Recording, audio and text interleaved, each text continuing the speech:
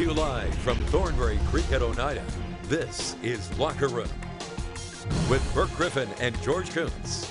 Tonight's program is sponsored by the Oneida Nation. And now your host, Local 5 Sports Director, Burke Griffin. Good evening and welcome to our final edition of Locker Room right here at Thornbury Creek Golf Course. Well, the Packers season is over following that loss to San Francisco in the NFC Championship game. We'll talk more about that with Packers running back Aaron Jones in a moment. But first, let's hear it for the co-host of the show, former Super Bowl champ and linebacker with the green and gold, George Kuntz. What's up, big guy? Bird, what's happening, big guy? Well, like many of those out there watching this show, I was hoping to talk about football for 2 more weeks. We still can, but we just won't see it on TV. Right. We could talk about it amongst ourselves, but I tell you what, the Green Bay Packers had a heck of a run to be able to win 14 ball games.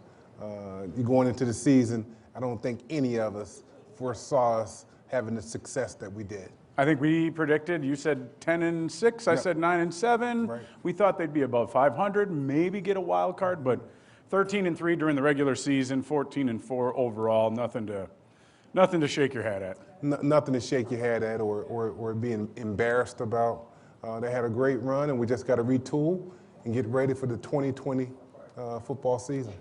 What surprised you the most about Sunday? I mean, we can talk about the obvious run defense, but were you, getting down the way in the almost the exact carbon copy of Game 1 in Week 12 when they faced each other? Right, and I'm gonna tell you a quick story. When I was in college, one of my buddies' roommate who was able to get the test in construction management. So when all of us had the test, and when I went into the room to take the test, it was identical. I had all the answers. It seemed like to me, when we played San Fran and we had a test, it seemed like Kyle Shanahan, they had all the answers for us. Yeah, there's no question about it. There was a rough outing for Green Bay all the way around. What surprised you the most? The way they ran the football or the way that they just didn't even bother to pass it? Right. I mean, when you run it like that, you don't even need to give the quarterback the football to maybe screw things up. What surprised me the most was I thought there would be the gap would have been closed because, we played them 6 or 7 weeks ago. And for the quarterback to only throw the ball 8 times, they ran the football, I think 285 yards on the total on the ground. That was something that I wasn't really expecting on Sunday. Well, and Tevin Coleman goes out of the game with that elbow or dislocated shoulder injury, and then you thought, all right, well, this Raheem Mostert, didn't know a lot about him. Saw him earlier in the season, made some big plays, but 220 yards rushing, 4 touchdowns, second highest in playoff history. I mean, just an amazing performance by him. Right. You would have think that he was Barry Sanders or Walter Payton out there. He had a great game, but that's something we have to address this offseason. We have some guys that can get after the quarterback for his pass rushers with the Smith brothers, but we have to be able to stop that run. Yeah. Well, and look, it reminded me of, remember Timmy Smith in the Super Bowl? I mean, he had one of those games where nobody knew his name before, but now you definitely do, and you will down the road. Right. You're talking Timmy Smith played for the Washington Redskins. Yep. He had an unbelievable game. I think he might have been the MVP. Yep. So that was a great game. Were you surprised that the Packers stuck in it? 20 points in the second half. I mean, with 8 minutes to go in the ball game, it was a 2-touchdown score. I mean, there was no quit. You didn't think they were going to quit, but they finally got the ball rolling, and I think, wasn't it Vince Lombardi who said we didn't lose the game, we just ran out of time? Ran out of time, yep. They played till the clock said 0-0-0.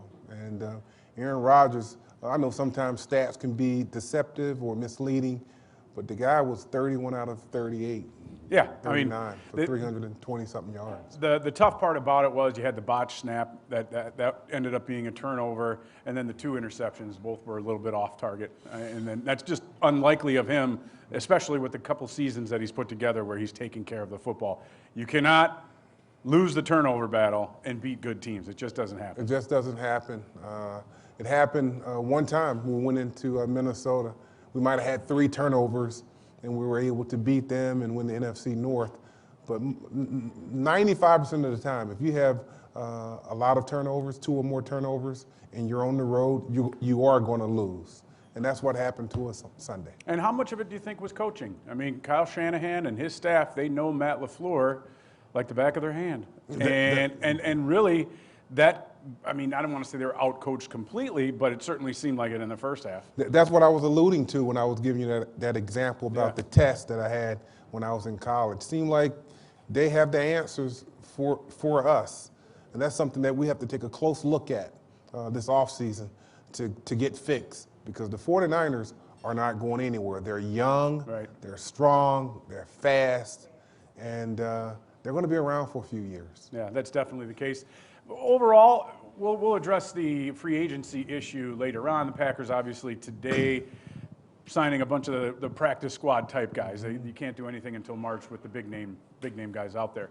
But when it comes to the Pro Bowl, you got Za'Darius, you got Davante, and who was the third guy that got picked today? Trying to think. Adams? Yeah, Davante Adams, and then there's one more alternate that's going to the Pro Bowl. Our guest tonight, go ahead, tell me, help me out there. Kenny Clark, that's who it is. Okay. We thought he was going to be a Pro Bowler from the beginning of the season. He had a great year. But he had a great year, too. You surprised that any of those three guys are going? I think all of them was deserving, especially Za'Darius. Right. I thought Za'Darius was a sure-in, but they took Khalil Mack from Chicago, who I thought had a down year. But sometimes the voting is weird, but I think those guys got their justification today with the phone call going to the Pro Bowl. All right, it's time for a segment we like to call the good, the bad, and the ugly. We've kind of touched on these already. Hey, the good, Davante, 9 catches, 138 yards, plus he beat Richard Sherman deep. That always feels good. Mm-hmm. Beat him bad. Yeah. And I think Davante Adams is in the prime of his career. For him to be able to miss 4 games and a whole month, and it was probably about 6-7 yards away from having 1,000 yards this year. That's unbelievable. He's playing at a high level.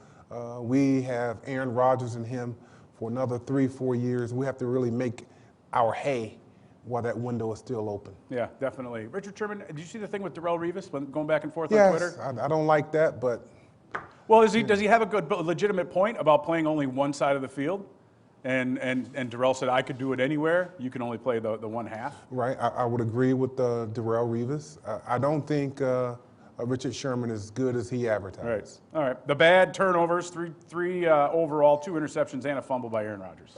Right. And that's tough because one thing that was our mantra throughout the season, it was that we did not turn the ball over. We were able to get turnovers, and that's how we were able to close out a lot of games. Yeah. But last week, that was kind of flipped. Yeah. And the 49ers had that advantage with the turnovers. And finally, the ugly, the Packers' run defense. We already talked about that. We'll cover something else afterward. All right, when we come back, we hope to have running back Aaron Jones. Maybe he went to the Radisson. Who knows? You never know. You never know. We'll have more on Locker Room when we come back. Don't go anywhere.